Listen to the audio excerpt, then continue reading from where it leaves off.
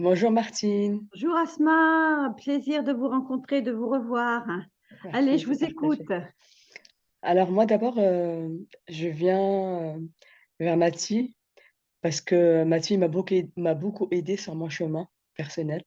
Ça m'a La psy m'a beaucoup aidé ainsi que Mathie et que je remercie beaucoup et en fait je viens, vers toi Mathie pour te poser quelques questions.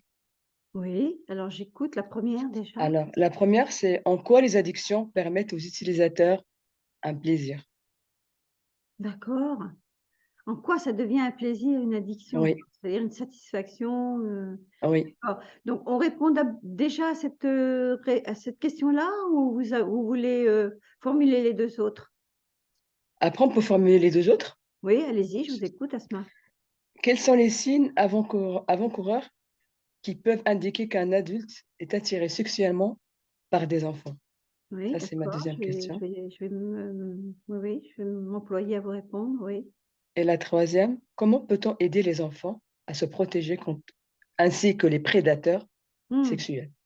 Ah oui, très bonne question, les 2 effectivement, parce que Oui, non seulement ils se mettent en danger, ils mettent les autres en danger et effectivement, il y a bien quelque chose à l'origine qui pousse à tout ça, quoi.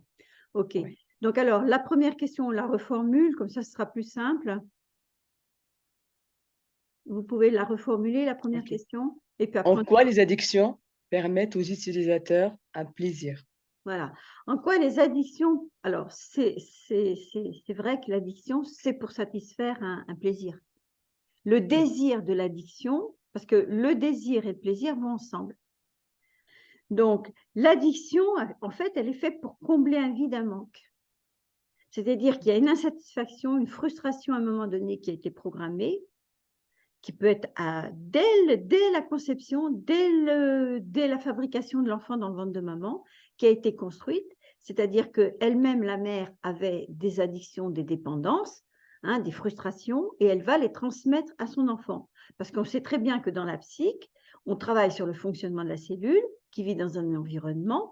Et cette cellule, il y a un moment donné, on sait que son fonctionnement, c'est d'absorber, d'être envahi et de projeter tout ce qu'elle a programmé de bien comme de mal. Elle trie pas. Elle fait son boulot de fourmi, de cellule, quoi. Hein, on pourrait voir la cellule comme une fourmi d'ailleurs.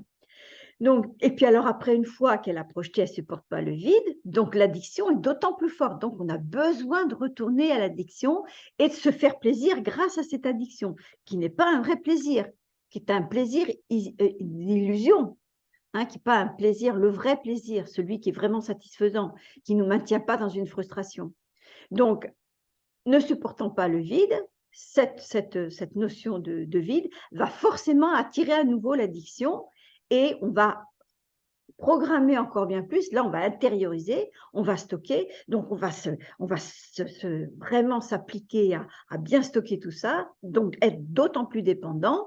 Et puis, à un moment donné, ben, on perd pied, quoi, on est englouti, c'est-à-dire que la cellule absorbe, étant donné, elle projette, elle intériorise, et puis ça finit par nous engloutir. C'est-à-dire que cette dépendance, on pense, on croit, on sent comme si on ressentait qu'on ne pouvait pas vivre sans cette dépendance, sans cette addiction. mmh, Et c'est là où les mères ont un rôle extrêmement important. Ça veut dire qu'à un moment donné, la mère, elle a fait ce qu'elle a pu avec les moyens qu'elle avait, hein, vous savez oui, bien, Asma, hein. oui, Mais la réalité, c'est qu'elle-même, si elle n'est pas consciente de certaines dépendances qu'elle avait, eh bien, elle va les transmettre à son enfant.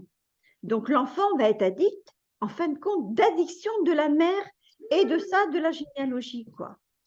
Et puis, si maman, de la façon ou de la manière dont elle a voulu concevoir cet enfant ou pas, parce que ça arrive aussi, les enfants oui, d'une relation sexuelle, ça existe, hein, plus que bien tout sûr. d'ailleurs, plus que jamais. Donc, et que la mère n'a pas forcément désiré cet enfant, ben, l'enfant, lui, il va être addict à ce manque de désir de la mère.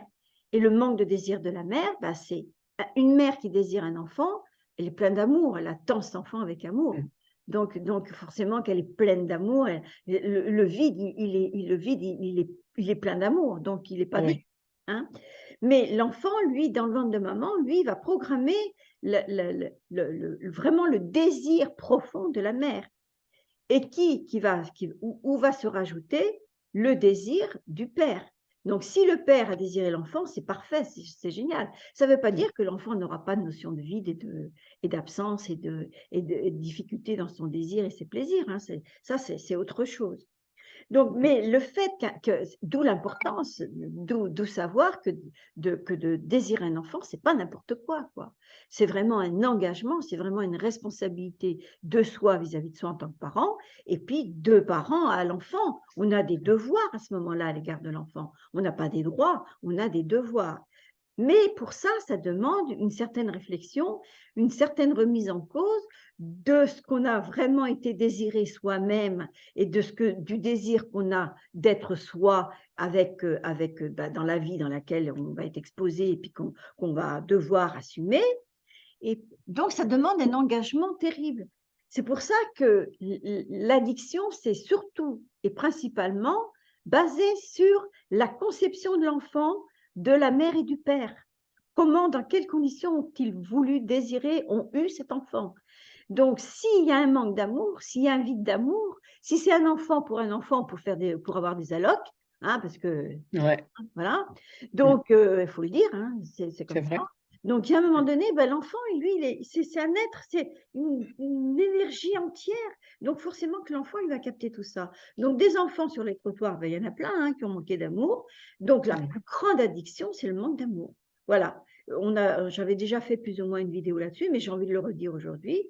La plus grande dépendance, la plus grande addiction, c'est le manque d'amour. Alors après, quand on n'a pas eu cet amour, qu'on a manqué d'amour, ou que la mère a bien voulu cet enfant, mais le père ne voulait pas, donc l'enfant, lui, bah, il va forcément capter l'énergie du père négative, hein, dans le déni de l'enfant ou dans le rejet de l'enfant.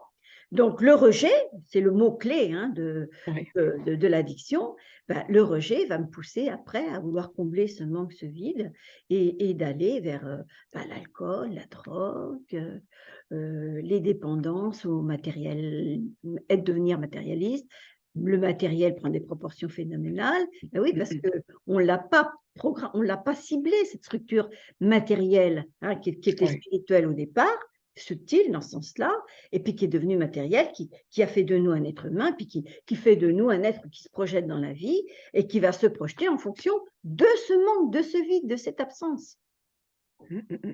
Donc, c'est pour ça que les addictions, en fait, j'ai envie de dire très simplement que l'addiction n'existe pas. Par contre, les structures, les informations qu'on a programmées à l'origine, qui nous ont permis de nous construire, de nous former, qui sont devenues organiques, qui sont devenues un être humain qui pense, qui voit, et qui a des fonctionnements, des attitudes, des habitudes, vont nous amener à projeter dans le monde extérieur, ou déjà à travers le corps, hein, parce que la drogue, c'est ça, hein, c'est se projeter un produit dans le corps, et on Oui. pense aux injections, c'est pareil, hein. C'est se projeter un produit ou se mettre en situation de se faire projeter un produit, et ben, parce que ce produit, il est nocif, il est négatif, c'est comme un poison, mais le manque d'amour de la mère, c'est un poison pour l'enfant, Oui.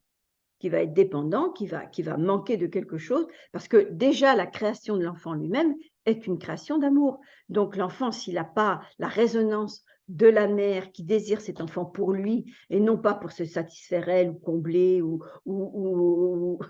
j'ai eu le cas là, il n'y a pas longtemps d'une femme qui a fait un enfant pour avoir sa retraite plus tôt. Vous voyez, mais ça, c'est qu'un exemple parmi tant d'autres, hein. Donc l'addict, c'est ça. C'est-à-dire qu'après, dans ce manque, cette subtilité de vide, d'amour, eh bien, on va le combler par des addictions, par l'alcool, la drogue, pour calmer le jeu de ce manque. Parce que c'est une souffrance phénoménale. Moi, j'ai envie de dire que l'humanité entière souffre Oui. de ce manque d'amour. Alors que nous sommes de la création. Alors après, vous allez me dire, mais qu'est-ce qu'on peut faire? Comment on peut agir? Ben, c'est tout simplement que l'être humain doit rentrer dans une dimension qui lui est propre, personnelle, de travailler sur les structures qui sont en lui, qui ne sont pas lui, mais qui sont en lui, qui lui ont fait croire que c'était ça et pas autre chose. Et c'est ça la notion d'amour, c'est ça le vrai amour dans lequel on va rentrer. C'est-à-dire qu'on va se débarrasser de toutes ces formes d'amour qu'on a eues et qui vont nous permettre d'accéder à notre amour de nous-mêmes. Donc là, on ne sera plus dépendant, on n'aura plus besoin de calmer le jeu, on n'aura plus besoin de se sacrifier, de se suicider, quelle que soit la matière et la façon. Oui. D'accord? Donc, Oui. on peut déjà, parler de je ne sais pas si j'ai vraiment répondu à votre demande, subtile, parce que je suppose que dans votre tête, vous aviez, des réponses à enfin, à obtenir à travers ce sujet. Mais voilà, donc là, pour l'instant, j'ai envie de vous dire ça, le manque d'amour. Oui. Si on parle de ce qui se passe là, en ce moment, par rapport à cet acteur-là, cet humoriste-là, comment il s'appelle déjà? Pierre Palmade. Oui, Pierre Palmade, mais je Ouais, suis sûre et certaine qu'il a un manque d'amour ouais, phénoménal et c'est puis ça. apparemment il est homosexuel, mais on n'est pas homosexuel, on le devient. Mm. Donc il y a bien une différence à lui qui a fait de lui qu'il a été poussé vers l'homosexualité parce que justement il y a une structure, donc une différence en lui qu'il n'a jamais ciblée, qu'il n'a jamais, apprivoisée, qu'il n'a jamais ressentie, qui fait que, bah, il y a un moment donné, ce manque, ce vide l'a amené à devenir homosexuel ou alors transgenre et tout ce qu'on veut. Parce que Mhm. l'origine de tout ça, c'est le manque d'amour. Et c'est pas une histoire de: «Hein, je t'aime» Non. et ça. Non, non, non, c'est toutes ces formes d'amour qui sont en nous, qui nous polluent, qui sont de véritables poisons, qui nous maintiennent dans des frustrations et des culpabilités, qui font qu'à un moment donné, on ne peut pas accéder à cet amour simple et qui nous est que nous avons tous, puisque nous sommes la création divine. Voilà. D'accord, merci. Donc je vous ai répondu, Asma? Ou vous avez Oui. une autre question par rapport à ce sujet? Non, c'est bon. D'accord, OK. Ouais, Donc merci, alors, ce merci. que je vous propose, Asma, c'est qu'on va